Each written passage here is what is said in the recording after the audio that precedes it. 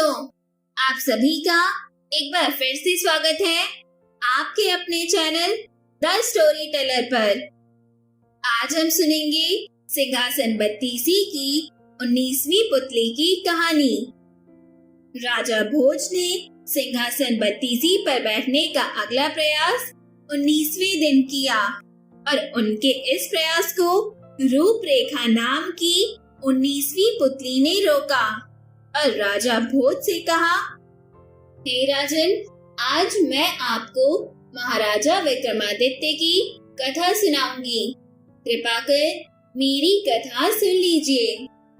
और इसके बाद रूपरेखा ने राजा भोज को अपनी कथा सुनाना आरंभ किया। आगे बढ़ने से पहले दोस्तों, हमारे चैनल को सब्सक्राइब जरूर करें, बेल आइकन प्रेस करें और अगर आपको हमारा वीडियो पसंद आए तो उसे लाइक और शेयर जरूर करें। रूपरेखा ने राजा भोज को महाराजा विक्रमादित्य की जो कथा सुनाई वह इस प्रकार है। राजा विक्रमादित्य के दरबार में लोग अपनी समस्याएं लेकर न्याय के लिए तो आते ही थे, कभी कभी उन प्रश्नों को लेकर भी उपस्थित होते थे जिनका कोई समाधान उन्हें नहीं सूझता था। विक्रम उन प्रश्नों का ऐसा सटीक हल निकालते थे कि प्रश्नकर्ता पूर्ण संतुष्ट हो जाता था। ऐसे ही एक टेढ़े प्रश्न को लेकर एक दिन दो तपस्वी दरबार में आए और उन्होंने विक्रम को अपने प्रश्न का उत्तर देने की विनती की। उनमें से एक का मानना था कि मनुष्य का मन ही उसके सारे क्रियाकलाप पर नियंत्रण रखता है और मनुष्य कभी भी अपने मन के विरुद्ध कुछ भी नहीं कर सकता है। दूसरा उसके मत से सहमत नहीं था। उसका कहना था कि मनुष्य का ज्ञान उसके सारे क्रियाकलाप नियंत्रित करता है। मन भी ज्ञान का दास है और वह भी ज्ञान द्वारा दिए गए निर्देशों का पालन करने को बाध्य है। राजा विक्रमादित्य ने उनके विवाद के विषय को गौर से सुना, पर तुरंत उस विषय पर अपना कोई निर्णय नहीं दे पाए। उन्होंने उन दोनों तपस्वियों को कुछ समय बाद आने को कहा। जब वे चले गए तो विक्रम उनके प्रश्न के बारे में सोचने लगे, जो सचमुच ही बहुत टेढ़ा था। उन्होंने एक पल सोचा कि मनुष्य का मन सचमुच बहुत चंचल होता है और इसके वशीभूत होकर मनुष्य सांसारिक वासना के अधीन हो जाता है। मगर दूसरे ही पल उन्हें ज्ञान की याद आई। उन्हें लगा कि ज्ञान सचमुच मनुष्य को मन का कहा करने से पहले विचार कर लेने को कहता है और किसी निर्णय के लिए प्रेरित करता है। विक्रम ऐसे उलझे सवालों का जवाब सामान्य लोगों की जिंदगी में खोजते थे, इसलिए वे साधारण नागरिक का वेश बदलकर अपने राज्य में निकल पड़े। उन्हें कई दिनों तक ऐसी कोई बात देखने को नहीं मिली जो प्रश्न को हल करने में सहायता करती। एक दिन उनकी नजर एक ऐसे नौजवान पर पड़ी जिसके कपड़ों और भावों में उसकी विपन्नता झलकती थी। वह एक पेड़ के नीचे थककर आराम कर रहा था। बगल में एक बैलगाड़ी खड़ी थी जिसकी वह कोचवानी करता था। राजा ने उसके निकट जाकर देखा तो वे उसे एक झलक में ही पहचान गए। वह उनके अभिन्न मित्र सेठ गोपाल दास का छोटा बेटा था। सेठ गोपाल दास बहुत बड़े व्यापारी थे और उन्होंने व्यापार से बहुत धन कमाया था। उनके बेटे की यह दुर्दशा देखकर विक्रम की जिज्ञासा बढ़ गई। उसकी बदहाली का कारण जानने को वे उत्सुक हो गए। उन्होंने उससे पूछा कि उसकी यह दशा कैसे हुई, जबकि मरते समय गोपाल दास ने अपना सारा धन और व्यापार अपने दोनों पुत्रों में समान रूप से बांट दिया था। एक के हिस्से का धन इतना था कि 2 पुश्तों तक आराम से जिंदगी गुजारी जा सकती थी। विक्रम ने फिर उसके भाई के बारे में भी जानने की जिज्ञासा प्रकट की। युवक समझ गया कि पूछने वाला सचमुच उसके परिवार के बारे में सारी जानकारी रखता है। उसने विक्रम को अपने और अपने भाई के बारे में सब कुछ बता दिया। उसने बताया कि जब उसके पिता ने उसके और उसके भाई के बीच सब कुछ बांट दिया, तो उसके भाई ने अपने हिस्से के धन का उपयोग बड़ी ही समझदारी से किया। उसने अपनी जरूरतों को सीमित रखकर सारा धन व्यापार में लगा दिया और दिन रात मेहनत करके अपने व्यापार को कई गुना बढ़ा लिया। अपने बुद्धिमान और संयमी भाई से उसने कोई प्रेरणा नहीं ली और अपने हिस्से में मिले अपार धन को देखकर घमंड से चूर हो गया। उसने शराबखोरी, जुआ खेलना समेत सारी बुरी आदतें डाल ली। ये सारी आदतें उसके धन के भंडार को तेजी से खोखला करने लगी। बड़े भाई ने समय रहते उसे चेत जाने को कहा, लेकिन उसकी बातें उसे विष समान प्रतीत हुईं। ये बुरी आदतें उसे बहुत तेजी से बर्बादी की तरफ ले गई और 1 वर्ष के अंदर वह कंगाल हो गया। वह अपने नगर के एक संपन्न और प्रतिष्ठित सेठ का पुत्र था, इसलिए उसकी बदहाली का सब उपहास करने लगे। इधर भूखों मरने की नौबत, उधर शर्म से मुंह छुपाने की जगह नहीं। उसका जीना दूभर हो गया। अपने नगर में मजदूर की हैसियत से गुजारा करना उसे असंभव लगा, तो वहां से दूर चला आया। मेहनत मजदूरी करके अब अपना पेट भरता है और अपने भविष्य के लिए भी कुछ करने की सोचता है। धन जब उसके पास प्रचुर मात्रा में था, तो मन की चंचलता पर वह अंकुश नहीं लगा सका।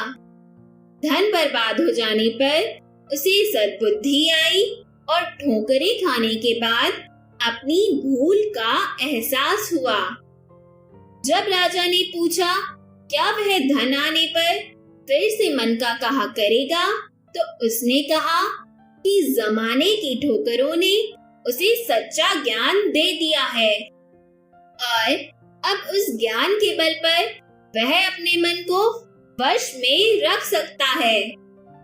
विक्रम ने तब जाकर उसे अपना असली परिचय दिया और उसे कई स्वर्ण मुद्राएं देकर होशियारी से व्यापार करने की सलाह दी।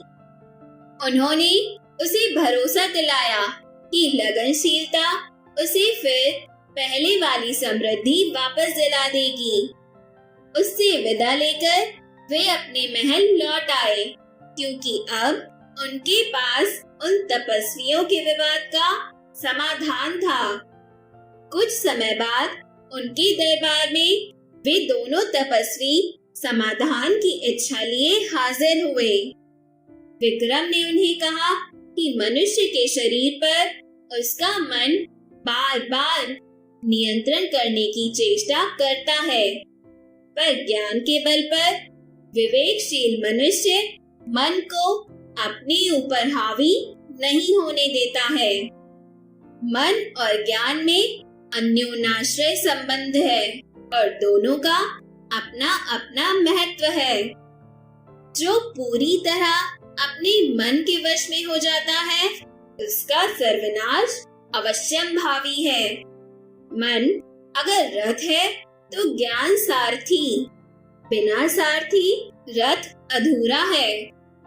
उन्होंने सेठ के पुत्र के साथ जो कुछ घटा था उन तपस्वियों को विस्तार पूर्वक बताया तो उनके मन में कोई संशय नहीं रहा।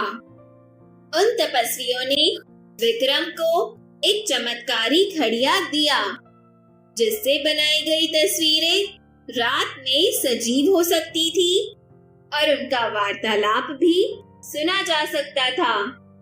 विक्रम ने कुछ तस्वीरें बनाकर घड़ियां की सत्यता जानने की कोशिश की तो सचमुच घड़ियां में वह गुण था। अब राजा तस्वीरें बना बनाकर अपना मन बहलाने लगे। अपनी रानियों की उन्हें बिल्कुल सुध ही नहीं रही। जब रानियां कई दिनों के बाद उनके पास आईं, तो राजा को घड़ियां से चित्र बनाते हुए देखा। रानियों ने आकर उनका ध्यान बटाया तो राजा को हंसी आ गई और उन्होंने कहा वे भी मन के अधीन हो गए थे। अब उन्हें अपने कर्तव्य का ज्ञान हो चुका है। इसके बाद सिंहासन बत्तीसी की 19वीं पुतली रूपरेखा ने राजा भोज की ओर देखा और उनसे कहा, हे राजन, हमारे महाराजा विक्रमादित्य इतने सरल हृदय वाले मनुष्य थे। उनका मन छोटे बालक की भांति कोमल और निश्चल था और वे जटिल से जटिल समस्या का हल इतनी ही सरलता से ढूंढ लेते थे। अगर आपका हृदय भी उनकी ही भांति पावन है तो आइए, आपका स्वागत है। आप सिंहासन बत्तीसी पर बैठने के लिए पूरी तरह से योग्य हैं। और उस पुतली के यह वचन सुनकर राजा भोज सिंहासन बत्तीसी से पीछे हट गए और इस तरह वह दिन भी यूं ही गुजर गया। तो दोस्तों, हमारी ये कहानी भी यहीं खत्म होती है और इस कहानी से हमें यह शिक्षा मिलती है कि ज्ञान और मन एक दूसरे के पूरक होते हैं। एक मनुष्य का मन चंचल और चलायमान होता है जो हमसे वही करने को कहता है जिसमें उसे आनंद मिले, और मन के वशीभूत होकर हम मन का कहा करते हैं और स्वयं का ही नुकसान कर बैठते हैं। परंतु अगर हम मन को हर समय अपने कर्तव्यों का ज्ञान करवाते रहें, तो संभव है कि हमारा मन भटकने से बच जाए। फ्रेंड्स, आज हम सुनेंगे एक अजब गजब किस्सा। मरवा दिया पठान ने। पठान अपनी बैलगाड़ी में अनाज के बोरे लादकर शहर ले जा रहा था। अभी गांव से निकला ही था कि एक खड्डे में उसकी गाड़ी पलट गई। पठान गाड़ी को सीधा करने की कोशिश करने लगा। थोड़ी ही दूर पर एक पेड़ के नीचे बैठे एक राहगीर ने यह देखकर आवाज दी, अरे भाई, परेशान मत हो, आ जाओ, मेरे साथ पहले खाना खा लो, फिर मैं तुम्हारी गाड़ी सीधी करवा दूंगा। पठान ने कहा, धन्यवाद, पर मैं अभी नहीं आ सकता, मेरा दोस्त बशीर नाराज हो जाएगा। राहगीर ने कहा, अरे तुझसे अकेले नहीं उठेगी गाड़ी, तू आ जा, खाना खा ले, फिर हम दोनों उठाएंगे। इस पर पठान ने कहा, नहीं, बशीर बहुत गुस्सा हो जाएगा। राहगीर ने कहा, अरे मान भी जाओ, आ जाओ तुम मेरे पास। पठान ने कहा, ठीक है, आप कहते हैं तो आ ही जाता हूँ। इसके बाद पठान ने जमकर खाना खाया, फिर बोला, अब मैं चलता हूँ गाड़ी के पास और आप भी चलिए, बशीर गुस्सा हो रहा होगा। राहगीर ने मुस्कुराते हुए कहा, चलो, पर तुम इतना डर क्यों रहे हो? वैसे अभी कहाँ होगा बशीर? पठान ने तुरंत कहा, गाड़ी के नीचे दबा हुआ है। तो दोस्तों, हमारा यह अजब गजब किस्सा आप सभी को कैसा लगा? अपने कमेंट्स के जरिए हमें हमें जरूर बताइएगा। हम आपसे फिर मिलेंगे नेक्स्ट वीडियो में सिंहासन बत्तीसी की अगली कहानी के साथ। तब तक के लिए आप सभी को मेरा नमस्कार और धन्यवाद।